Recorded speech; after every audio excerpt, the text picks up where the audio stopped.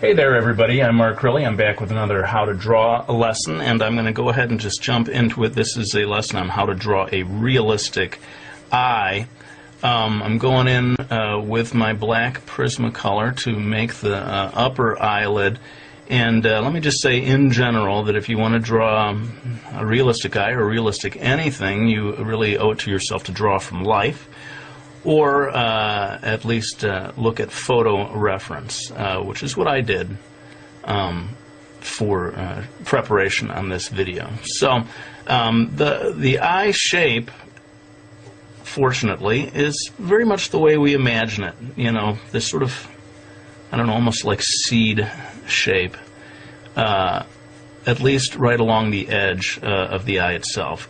Of course, everyone knows that there's this sort of section here on the inside of each eye that comes out, and you know, different eyes have different sizes and shapes of this area over here. So you know, the reference that I looked at gave me this kind of a shape, but you may look at something different or look at your own eye and find that it's shaped differently. In any case, there seems to be maybe one or two little sections if you want to get hyper detailed over here in this area.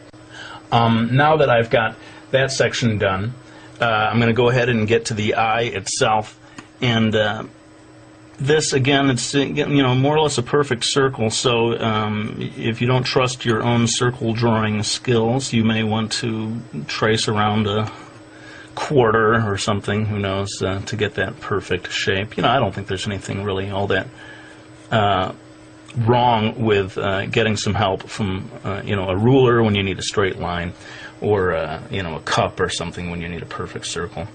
Anyway, I've kind of got that section in place, and for the pupil, I'm thinking that it's about 1/4 or 1/5 the width of the iris.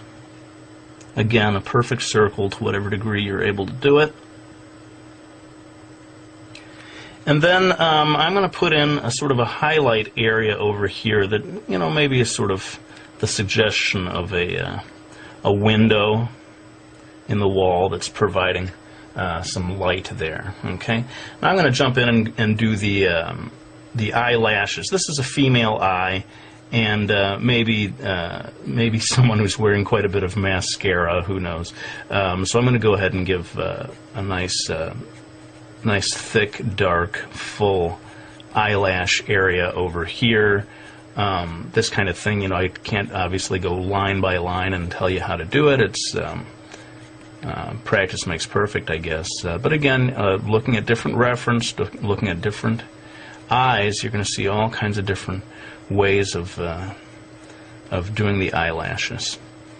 And the only thing is that at the bottom, you want to create a little bit of a separation between the eyelash area and the actual, you know, flesh of where the eyelid meets the eye. This is that line. The second line down here is where the eyelashes are going to come out, and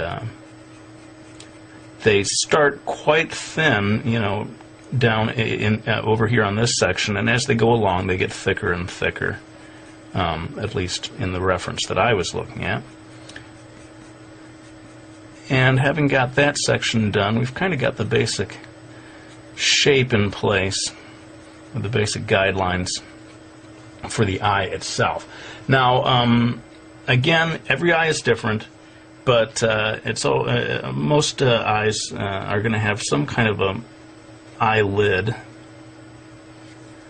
and this one that I looked at for reference had quite a, I guess you'd call a heavy eyelid, which means that the line of the eyelid is pretty distant from the line of the eyelash. Again, looking at different things, look at your own eye, you may find that line is a lot closer. And in some Asian eyes, there's almost no line at all of eyelashes. This is not so much a video about drawing the eyebrows, so forgive me, I'm just going to drop in really quickly a suggestion of an eyebrow here without talking about it too much. Now I'm going to zoom in right now to what I feel is the absolutely most important part of this lesson, and that is the iris. And I want you to really see the details of what I do here. So pardon me while I zoom in. Now, getting a good iris illustration done is the real key to making a super realistic, almost photorealist looking eye. And what I'm doing here, I'm going to do in real time just this section here, sort of roping off or showing these the sections that I'm going to darken up and the sections that I'm going to leave light. Basically, this little area in here is going to stay relatively light, and the rest of this stuff is going to get darkened in. Now, I know people like a real-time video, and people don't like when I time-lapse, but seriously, this one I could spend a whole half hour just on the iris itself. So I'm going to time-lapse this part, but I'll come back to explain a little about the choices I made.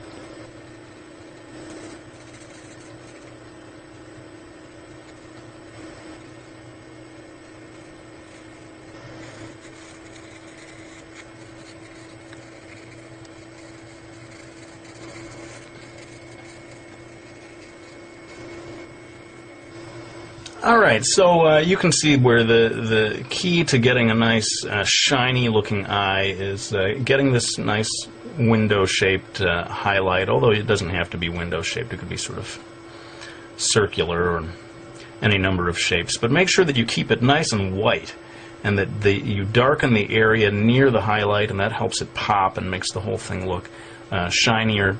And you saw that I spent a fair amount of time adjusting the different shades here. There's a band area here near the pupil that's a certain thickness. There's a whitish area down here, and then again, in certain types of eyes, every eye is different, you get the very darkest band of color right around the very edge.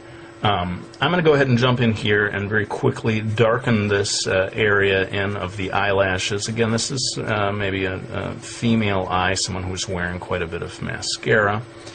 And with that, we're starting to come into the home stretch on this video. And again, to keep things a reasonable length, I'm going to have to do some of this in time-lapse. But hopefully it won't be anything that you couldn't follow along with. Basically, I'm going to be adding shading to make the whole thing look a little more 3D. And again, I'll come back to explain a little bit about the choices I made.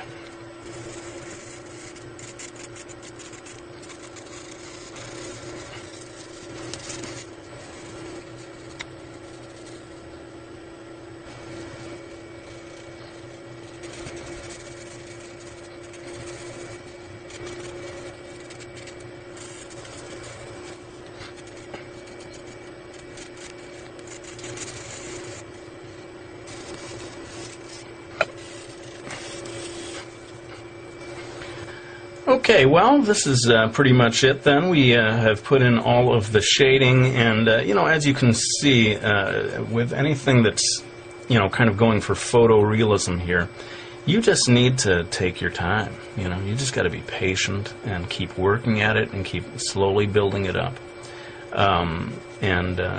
That's why I pretty much had to time-lapse through a lot of the stuff on this video. Those are the requirements of doing something truly realistic. And in many ways, if this is the kind of art style that you want to do, the most important thing that you need to learn is patience. You can draw almost anything so long as you're willing to commit the time to it. So that's pretty much it for this video. I hope you found it useful, and if you want to see me do more realistic stuff like this, by all means, let me know. I'd be happy to do a whole series of videos like this. This is, of course, what I was trained to do in my youth. If you are able to draw like this, I think it does help you to draw in any other style even better. Or to just bring something extra to it, whether it's the manga style or even just a cartoony style. If you know how to draw this way, you're going to be able to draw in any style at a higher level. I think it's safe to say. Well, let's go ahead and put the pencil down. I hope you all enjoyed watching this video. I won't show the cover of the book, but I do want to thank people for buying my Miki Falls series or any of my books. I really do appreciate your support. It means so much, and it does allow me to keep doing these videos.